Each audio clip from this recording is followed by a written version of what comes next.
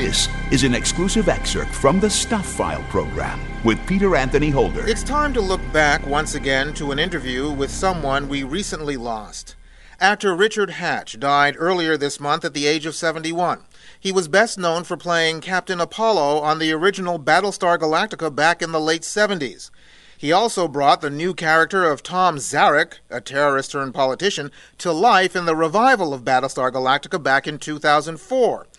Well, it was 17 years ago at the turn of the century that I had the chance to spend some time talking with Richard. He was always an evangelist for the show and never gave up hope that it would be revived again, as you'll hear.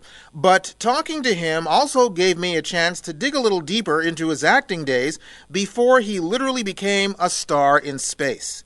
Here is just a little part of that interview now. What I want to start off with, I want to talk about, because I first came to know you from your role on the streets of San Francisco. Right. When you replaced Michael Douglas. I came on there. It was the fifth and final year. Michael Douglas had just optioned One Flew Over the Cuckoo's Nest and gotten it from his father, which he was producing. His father had it for many, many years. And so he wanted to leave the show to produce that. And apparently, they let him out of his contract because he took a lower salary, I believe, in lieu of having that extra year on his contract that he normally would have had to do. And that opened the door for me, and I came in there and did the show. And I always remember Michael coming back. He did the 2-hour, changeover episode where I come in and he leaves. And they had a big cake, and this clown was on the cake, and it had tears. A crying clown, and I asked somebody, well, what do the tears represent? And they said, well, every tear represents $1 million of profit that Michael's making from the film. So he obviously did very well with that, and that set his whole, producing career out there. And then that led to making independent movies, and then led to his big career that he has now. Was it difficult coming in as, the second guy? It is always, when you go through a shakedown cruise of a series, for anybody who's ever done it, I mean, that first year, everybody's going crazy. Everybody's afraid to make a mistake. Everything's on the line, the expectations, the pressure. And it's enough to knock anybody off the block, and it bonds you, and the actors bond together under that fire. And once Michael left, I know he was very close to Carl Malden, and I think it was very, very hard to bring somebody in once that rhythm and style of the show had been set, and then an actor has to come in and not essentially replace somebody, but essentially come in and fill out a new role, but create a new partnership. And it doesn't happen overnight. It takes a couple years, like any show requires, in order to kind of develop a style and a sense of flow, and to do it in 1 year is almost impossible. And so it was a rough, rocky year for me, but I learned a lot. I love San Francisco, and I wish it had gone on for at least another year. I mean, it takes that second year for a series and for your role to basically kind of start to find a comfortable place. Was there a conscious effort to make your role, the role that you played on that show, very different from the role that Michael had played? Well, I think they did. I mean, they talked to me, and they started to make me in this kind of health food nut, And, of course, Carl was totally opposite to that, so here I'm taking him into health food stores for a glass of carrot juice.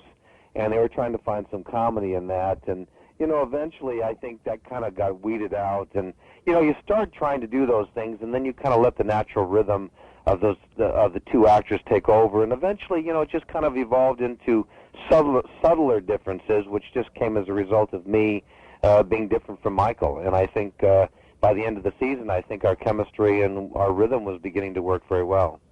Now, in addition to the Streets of San Francisco, I guess we're getting the order a little bit wrong. Before that, you did All My Children?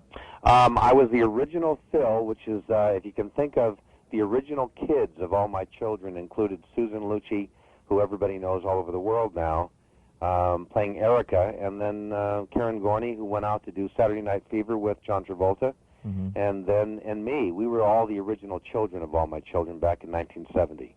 Wow, that does go back a few years. Well, that was a great time. I mean, that was, for me, my first big break, my chance to earn some money as a professional actor and be able to take my mother and parents out to dinner and pay them back for all the loans I needed to survive. And it was a great time. I was doing a musical at night called Love Me, Love My Children. which ran off-Broadway and won an Obie Award. And so I really felt like I'd finally kind of achieved that place that every struggling actor wants to get to, where he's taken seriously. So it was a great, benchmark for me. Where was home for you originally? Beg your pardon? Where was home for you originally? My family, believe it or not, is all from Saskatchewan, Canada. Oh, okay. They're all Canadians. I was the first generation born here. And I think the first people from Canada went to Maryland and then to Santa Monica. They had a beach house down there on Santa Monica Beach.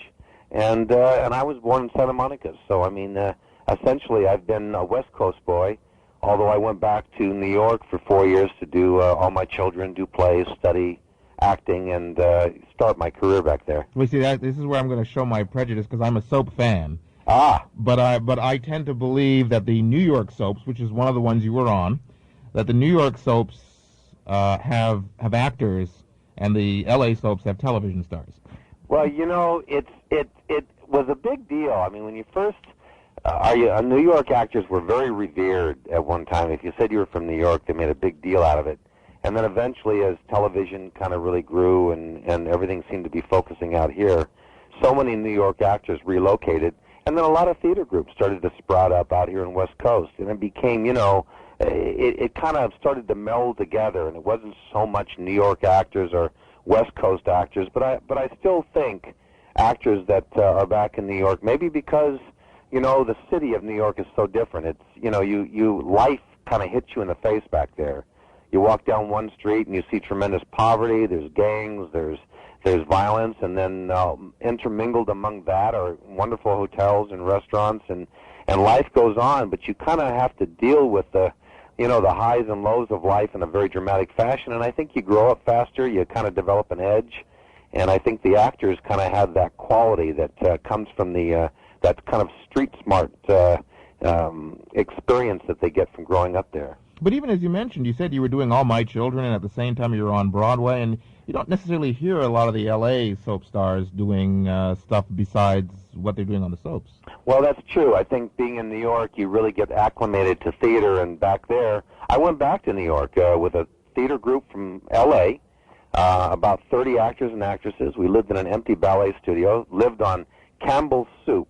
I think we had 1,000 cans of Campbell's soup that somebody whose family worked for Campbell's Soup gave us, and basically I lived on that, had no money, slept on the floor, and essentially we were doing one-act plays, poetry reading, Shakespeare, and then eventually I was the first person, I think, to actually get something, and I got the soap opera, and thus began my career. But most soap opera actors started in theater, and they continue to do theater at night. I mean, they're able to do both. I would run from the All My Children set down to the East Village where I was doing my play, and it was great. I mean, it wasn't like calling yourself an actor. You really were an actor because you were acting. One of the things that's very exciting for sci-fi fans is that you're working hard to try and revive Battlestar Galactica, correct?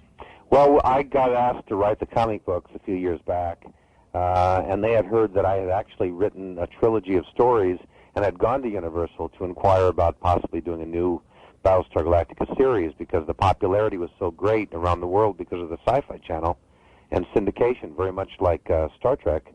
And I wrote the comic books, eventually got asked to write the books, and I decided to kind of throw out 1980, go back to the original premise of the show with the original characters, projected 20 years into the future, adding a new generation of our kids grown up in space. And we had a huge success. The book sold out in 5 seconds. Within 3 months, they had to do a reorder for that, a reprint. And I eventually said, I really need to go to Universal and see if there's any serious way to bring this back. And they told me basically after an elaborate presentation, which we did for them, that they could see how successful the show had been and all that stuff, but they couldn't visualize how it might look like in the present day. And so I eventually went out and was going to do a very kind of low-budget little presentation, with some graphics and voiceover and music.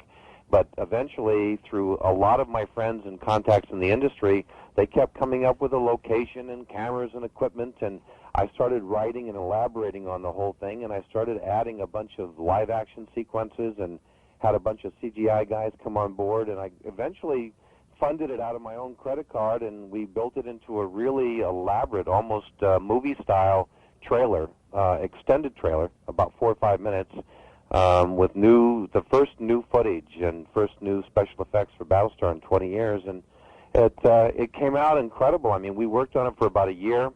We did the impossible. Nobody believed we could do it with the amount of money we were working with, and we had Academy Award winners coming on board to help us do some of the special effects and do some of the compositing and a whole bunch of things. It was amazing how many guys got into the industry because of Battlestar. So they came on board, helped us, and eventually we had it out there, and we had standing ovations everywhere we went. We had thousands of fans cheering for this, and I couldn't believe the response. And again, went back to Universal and said, you know something? You have no idea how many people out there love this show. And basically my pitch was the show, Babylon 5 went off the air, Voyager went off the air, all the Star Trek shows went off the air. Battlestar is the only signature show with such a huge following out there that it only makes sense to bring it back, especially now with all the new revolutionary technology where you could develop and produce the show for less money than you did 20 years ago. Now, a lot of times actors, especially when they're identified with a role like Captain Apollo, want to put that kind of thing behind them. You're embracing the idea of bringing the show back and being attached to the project. Again, you aren't worried about typecasting at all? You know, it's funny. It doesn't matter what you do in this business. People typecast you. They typecast you because of age, because of this, because of that. You have no idea how everybody seems to be. They almost force it upon you because it's easier for them to know what to do with you. And so my thing is, I've done thousands of roles. I've acted all over the world. I've done movies. I've done television series, movies of the week. I've done so many things, and I got to a point where it really wasn't so much about being typecast as it was, I wanted to do projects that I believed in. And I formed a company to start developing not only Battlestar, but many new series and projects that I'm actually in the process of filming right now, called The Great War of Magellan, which is a new sci-fi title, space adventure series, which I wrote and developed and have been filming for the past 9 months. And it's only one of many that we're going to develop, but the key was I wanted to be part of stories that really move me. Acting is a wonderful craft. It's an art. Most people don't realize that. I love being challenged, but the waiting for somebody to invite you to be part of a project, that many times is not even a project that you might want to do. I mean, I want to do things that inspire people, that make people really feel something. I mean, I love things that entertain, but I love projects that have some meaning to it, some meat to it, and you don't get that chance too often. So I started developing those projects myself, and I've always loved science fiction. I think it is the most spectacular genre there is because it combines the best of character and plot and story with the best of theoretical probabilities and possibilities, where you can explore the unknown and go answer or attempt to answer maybe a lot of those questions that we all have about the world, about life, about human beings. And I love that genre. And Battlestar, that story is such a wonderful story. It's like Moses and the Israelites. It's that great epic journey to the stars to discover what's out there. And again, I mean, any kind of story to me that touches the heart, that uplifts people and makes them laugh, makes them cry, and makes them walk out of the theater, feeling like life is worth living. I mean, Frank Capra, It's a Wonderful Life. He produced many movies, but those movies told us, showed us, a slice of life, but they always left us with a glow in our heart. And those are the kind of projects I wanted to develop, and Battlestar is certainly one of those projects that I think brings the whole family together because it's something for the whole family.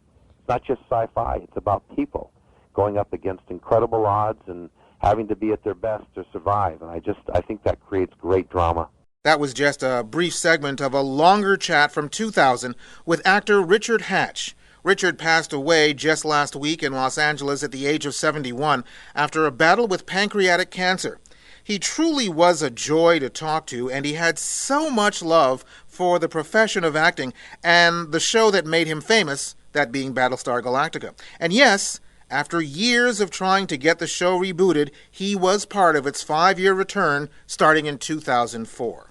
Stuph File Program fans, you can hear the full hour-long chat with Richard Hatch by going to our Patreon page and becoming one of the select patrons of the show.